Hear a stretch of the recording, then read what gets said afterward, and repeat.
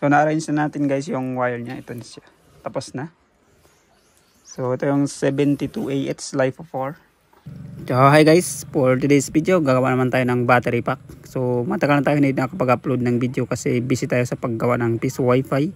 Kasi marami tayong piso wifi naka-deploy ngayon. So mag-isa lang tayo nag-maintenance. So wala tayong ibang kasama. So ngayon gawa tayo ng 72AH Life of 4 battery kasi may nagpagawa naman sa atin. So actually daw ang unit yung i-assemble natin ngayon gabi guys. So kung nagustuhan mo ng ganitong video, pakipindot mo na yung like and subscribe. Pakita na yung notification bell para ma-update ka kung may bago tayong video na ina-upload. First start tayo guys sa paggawa ng battery pack. Kita yung battery natin. So ina ko ng camera. Then ito yung ano natin, yung battery holder. So makita nyo is yung ginagawa natin ngayon is 1, 2, 3, 4 4S. So 1, 2, 3 4, 5, 6, 7, 8, 9, 10, 11, 12, 12 parallel. 12 S and 12P. So, install na. So, ito yung battery natin. So, ito yung type ng battery na to guys is B1. So, yung ganitong type ng battery is B1. So, sa ganitong brand ng batteries meron siyang B1 and B3 and B2. So, ito yung B3. B1. Sorry guys. So ngayon install na tayo. So yung plus ilalagay natin is yung positive. So pareho naman kung kahit ito yung ilalagay nyo or ito. Pareho naman siya. Wala naman pinagbago. Ito yung lagay natin. Ganun. Ilagay mo natin lahat ng positive. So, ito yung positive doon sa baba yung negative. Sa B1.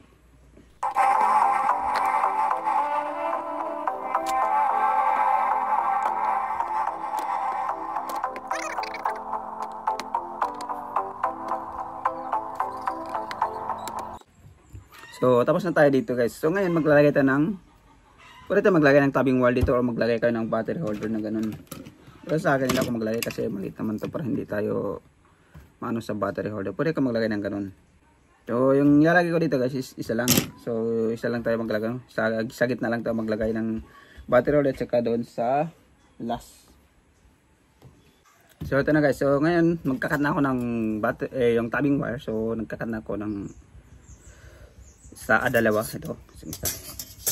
So ilagay natin dito guys yung battery holder. Tapos dito natin ipatong yung battery para makabuo tayo ng 12 volt. So ganun lang. Ipatong natin ganun. So actually guys, kung hindi kayo marunong sa mga baguhan na gusto talaga matuto, marami akong video kung paano ito kung paano siya para maging 12 volts. So apat natin ipatong pag ganun patas. So ilagay natin.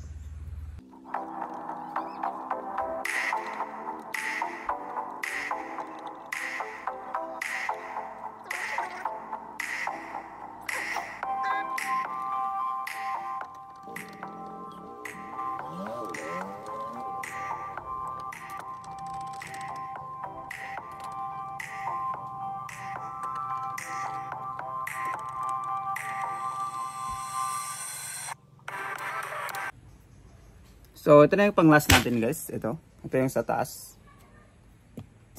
Lock ko muna yung camera. So ito yung last natin guys. Ito dito sa taas natin ilagay ito. So ilalagay na natin dito. Ang maganda nyo is dalawa na siya. So ito na siya guys. So dito sa taas guys maglagay na tayo ng tabbing wire dito sa taas. So maganda nyo yung 1, 2. Ito yung pangalawang parallel natin. So 1, 2, 3. So by 12, 12. So ngayon is 24. So 24 na siya. So ngayon naglagay tayo dito ng battery holder dito sa taas. So maglagay tayo dito guys, ito. So kayo na lang bahala mag-ayos ng battery holder lang kasi minsan mahirap yan ipasok eh. So ganun. So yung susunod natin is maglagay naman tayo ng tabbing wire dito sa taas. So i-cut muna natin to. So ito na yung battery tabbing wire natin guys. So ilagay naman dito natin sa taas. So pagkatapos yung maglagay ng battery holder. So pwede kayo maglagay dito ng battery holder kung marami kayo battery holder. Pero sa akin kasi konti lang yung battery holder ko, hindi pa dumating. Hindi na ako maglagay dito kasi maliit naman yung battery na to eh. Yung para sa akin maliit naman to kasi yung palagi ko talaga video mga 200 AH or 150. So ilagay natin dito. So yung next natin is maglagay tayo ng battery, mag-ipatong natin dito. So 1, 2, so ito na yung pangatlo natin.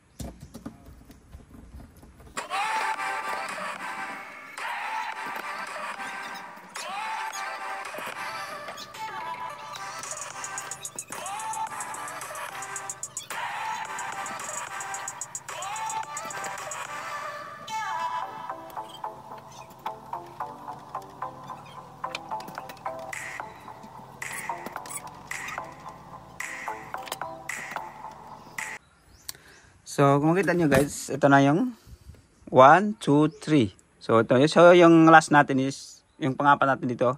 Dito sa taas yung last natin. So, kung makita nyo, ito na lang hindi natin nalagyan. So, ngayon, ilalagay na natin yung pang last dito sa ika-third.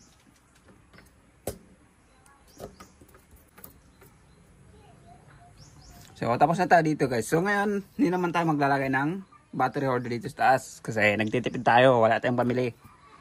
Joke lang guys. Kasi maliit naman yung battery na to. So hindi tayo maglagay dito ng ng battery holder kasi konti lang yung battery holder natin. Dito yung pang last na to eh. Ito na yung last. Pero iba is nasa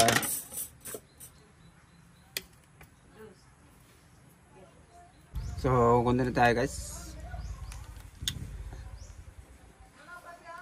So ito na dito sa taas. So itaasan muna natin yung camera para makita nyo. So, ito na yung pang last natin. So, dito maglalagay naman tayo ng tabbing wire. So, kanina is nakalimutan ko maglagay ng ng panglagyan ng BMS. So, ngayon, so, babaklasin natin yung yung dito, yung gilid lang. Hindi naman to kasi wala naman tayo magdagdag ng kaya ko naman yan eh. So, babaklasin natin yung gilid niya. Hindi na nakalimutan natin sobrahan yung tabbing wire kasi ayoko kasi mag-solder eh. So sinobrahan ko yung tabbing wire guys para may paglagyan tayo ng BMS at saka active balance. So ito na guys. So dito yung tabbing wire is ilalagay natin dito yung sa last. So 1, 2, 3. So ito na pang 4 natin guys.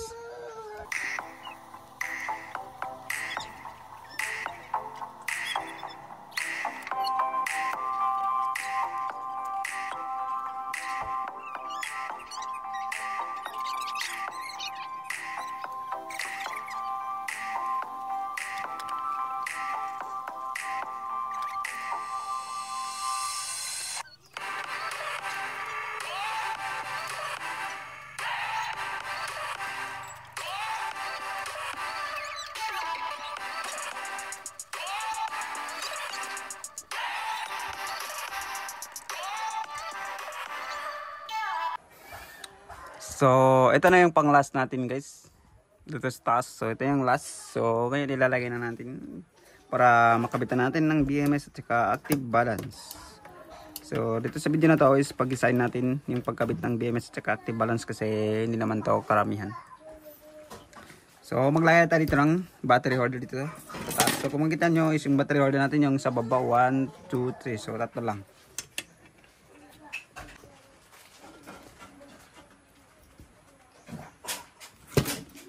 So, ito na siya guys. Tapos na natin lagay. So, maglagay naman tayo ng battery, tabbing wire, yung pang last natin. Dito sa taas. So, ilagay natin. Yung makikita nyo, 1, 2, 3, 4. So, ngayon 12 volt na yun. So, ngayon ito test natin kung tapos natin lagyan ng tabbing wire. So, lagay na tayo ng tabbing wire guys. Tapos taas yung pang last natin. Dito.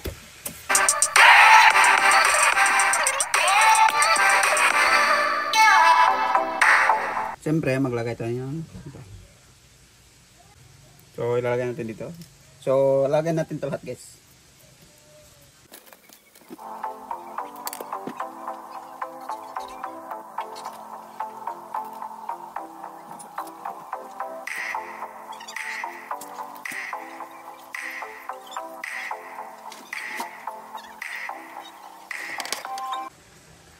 So, kukaya ng screw para higpitan natin. So, tamang higpit lang guys.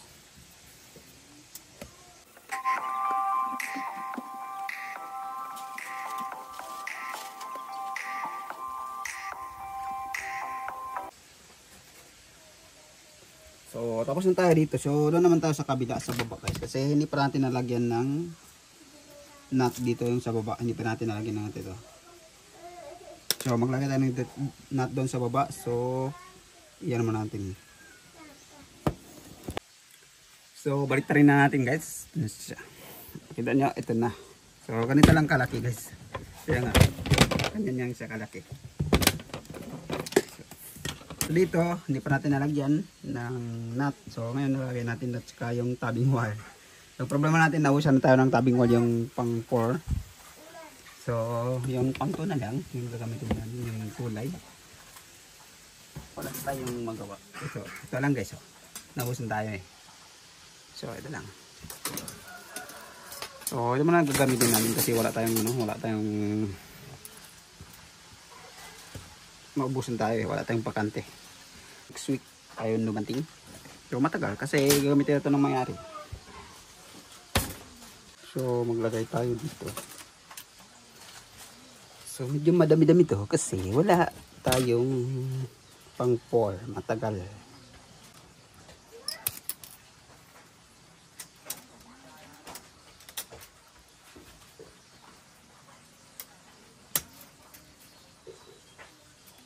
Tapos na tayo dito guys. So magagaya tayo ng screw dito. Nut.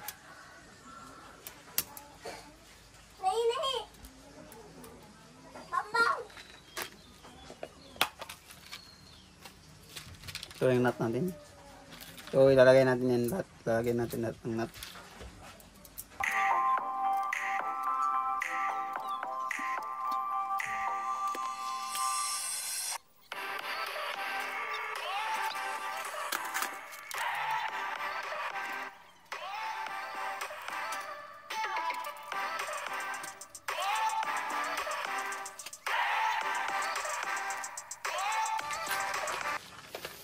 So, tapos na tayo dito guys. So, kuha kayo ng ito. Yung 7. 7 ba ito?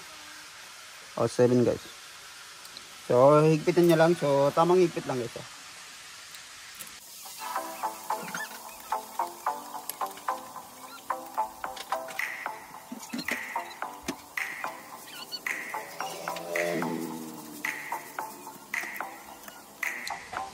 So, tapos na tayo dito guys. So, yung problema na lang natin dito is maglagay tayo ng BMS at saka active balance. So, ngayon, ito yung BMS natin. So, yung nagpagawa sa atin is kailangan niya, ayaw niya sa maliit na BMS. So, kailangan yung gagamitin natin is 100 amp.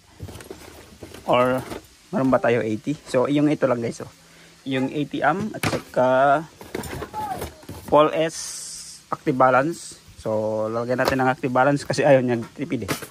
So, ayaw niya sa malit na BMS. So, ito yung ilagay natin yung 80. Kasi malit naman yung battery na to. So, continue tayo guys. Nagkita nyo? So, ito yung battery natin kanina. So, hindi ko na ipakita sa inyo kung paano yung pag-arrange ng yan. So, kayo lang bahala mag-arrange kung ano ang mga technique nyo sa pag-arrange ng battery. So, kung makita nyo, kinabit ko ng BMS. So, hindi lang nakabit yung wire niya sa battery. Inano ko lang, nilagay ko lang. So, ngayon, yung ano natin ngayon, yung gagawin natin ngayon, ikakabit natin yung BMS at saka yung battery. So, kung makita nyo, ito yung main ng negative. Dito yung main ng positive. So, sa pagkabit ng BMS at saka active balance, makita nyo guys, kita nyo. So, ito na siya. Pinag-isa ko na yung mga wire nya. Ito. Pinag-isa ko na yan. Yung makita nyo. So, actually may video na ako tungkol dito kung paano yung paglagay ng wire nya. Kung anong pag-isahin. So, yung black is ilalagay natin sa black. So, sunod-sunod naman yan. Dito sa BMS, yung wire nya is isa lang yung black. Lahat niyan red. So, dito sa active balance, so, mag-mix yung wire niya. Red, green, yellow, white, and red. So, dito, pinag-isa ko na. Yan dito guys. Pinag-isa ko na yan. So, yung wire ng BMS, at saka active balance, pinag-isa ko na yung black is sa black. So, kung anong susunod sa black dito sa BMS, so, ito, red na yan lahat. So, kung anong susunod sa black, yellow. So, Ito yung yellow. Ito yung pumunta sa active balance and papunta sa BMS. So sunod-sunod naman yan lahat guys. Ito. Sunod-sunod naman yan kung anong susunod sa block. Tapos ito, kung anong susunod sa block, ito rin lagay nyo. So pag-isahin nyo kung anong susunod. 1 dito, 2. Tapos dito naman yung number 2, 3 dito. So sunod-sunod naman yan. So ngayon ilalagay na natin dito. So ipasin ko na yung camera. So yung first ilagay natin yung yung first hahanapin natin para hindi kayo malito. Actually pwede naman kahit saan kung marunong kayo. Pero sa mga baguhan, yung tip ko sa inyo sa paglagay ng BMS at active balance para hindi masunog yung BMS. So yung first hanapin nyo yung main ng negative. So ngayon itetest natin kung yan ba talaga ang main ng negative. So ito na siya guys. So try natin i-check kung saan dito yung positive. Ito yung tester natin. So ilalagay nyo lang dito sa 20 kung ganito type yung tester nyo. So check natin. Ito yung positive. Ilagay natin. So dito yung negative. So kung makita nyo sa tester is tama na. Ito yung dito yung main ng negative at saka ito yung positive. So dito sa paglagay ng BMS, sa paglagay ng wire nya, yung person natin. Yan lang bahala guys mag-ayos kung anong mga technique sa pag-ayos ng mga wire. Kung may ano kayo.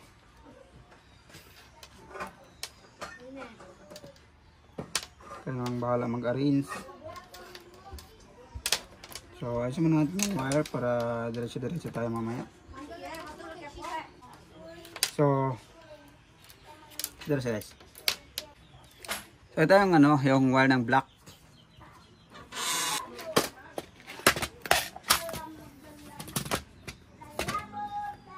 So yung first ilagay natin is dito sa main ng negative.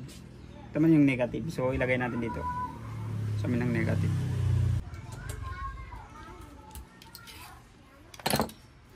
So ito guys, ito yung negative. So ilagay natin dito. Kasi yung dito is yung BMS natin. So dito para po ma-setting natin. So ilagay natin dito.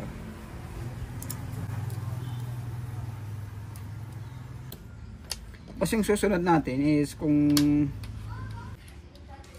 ito yung BMS, yung wire. So yung kung anong susunod sa black, ito yung susunod. So ito. Dito tayo guys. Sa color yellow. Ito. So ilalagay natin dito. So maglalagay tayo ng ito. Tsaka ito. So ilagay natin dito.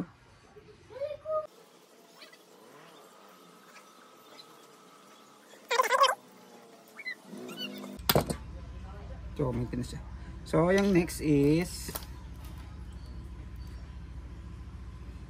1 2 3. So sa 3.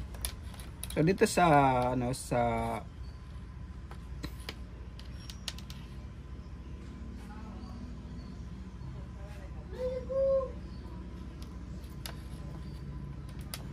So sa 3 na tayo guys dito. So ito lang. Okay. Higpitan lang natin guys. So higpitan lang natin. So yung next is sun. So dito sa number 4. So ilagay natin dito guys.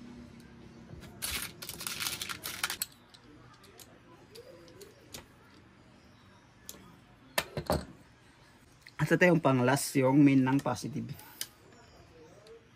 So sa main ng positive is ilagay natin dito sa main ng positive.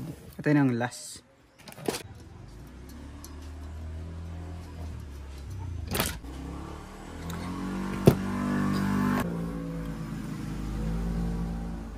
So tapos na tayo dito guys. So ngayon i-arrange natin yung wire niya. So kayo lang bahala mag-arrange kung paano niyo i-arrange yung mga wire niya. Kasi hindi naman tayo pare-pareho ng idea kung paano ayusin yung wire niya. Kayo lang bahala. So yung ikakabit natin yung dito sa BMS natin. Ito guys. So yung color blue is papunta sa battery. So yung color black dito kukuha ng power niya, di ba, papunta sa controller or sa inverter natin. So dito tayo kukuha. So kahit anong dito tayo kukuha. Yung sa main ng negative. Sa positive dito lang sa battery diretso. Dito. So ilagay natin.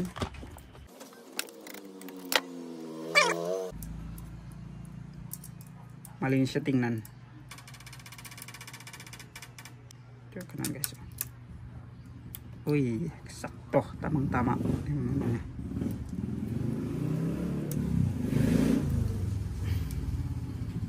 So higpitan natin. So higpitan nyo lang guys para hindi nagagalaw, para hindi naglolos yung yung power ng kuryente.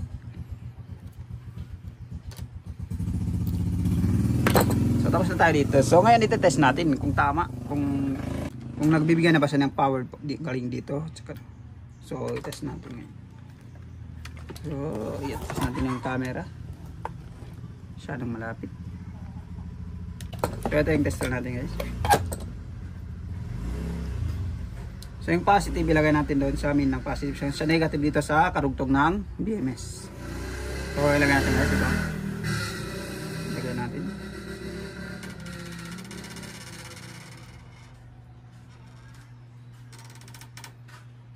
Ay, nakalimutan ko pala ikabit yung yung wire niya. So ito guys, yung wire niya. Ikakabit natin. Hindi naman yan papasok pag hindi tama yung paglagay niyo. So ikakabit natin dito.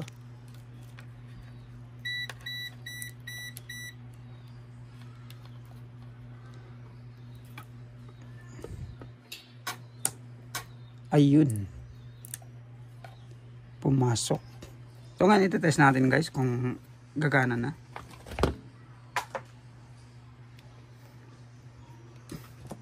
So ito yung na. Ito yung positive. Dito natin nilagay sa BMS. Negative sa BMS. So yung positive dito sa battery. Makita nyo guys is 13.4. So ngayon ibig sabihin tama yan. Wala nang problema sa paggawa natin. Good. 100%. So ngayon yung ite-test natin is yung active balance. So sa active balance or sa BMS guys, pwede niyo i-test dito kung tama, kung baguhan pa kayo. So yung kulay black. Yung kulay black ilalagay niyo sa color black. So lahat na yan is positive. So kung baguhan pa kayo, test nyo dito. So sa akin hindi ko na test. So kung makita nyo 3.3 6.7 10.0 and 13.4. So ibig sabihin good. So wala yung problema. So sa mga baguhan, kung gusto niya matuto, sundan niya lang yung video na to para marunong kayo maggawa ng battery pack. Sa mga gustong matuto magbuo. Kasi pag bibili kayo ng yung ready made niya, yung mahal yan. So ilalagay natin yung BMS. So sa yung active balance ng wire niya. So sa paglagay ng wire ng active balance is pag naman yan. Hindi naman yan papasok pag may arrow naman dyan guys. So pasok na natin ganun.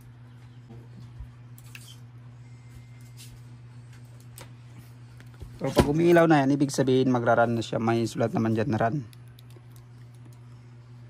So ayusin natin yung wire niya. Para maganda siya tingnan. So na-arrange na natin guys yung wire niya. Ito na siya. Tapos na. So ito yung 72AH Life of 4. So kung gusto ng ganitong mga video, pakipindot mo na yung like and subscribe. Pakihit na rin yung notification bell para ma-update kayo kung may bago tayong video na in-upload. So yung BMS na is 1A 80 amp and 4S 12 volt 80 amp. So yung active balance is 4S.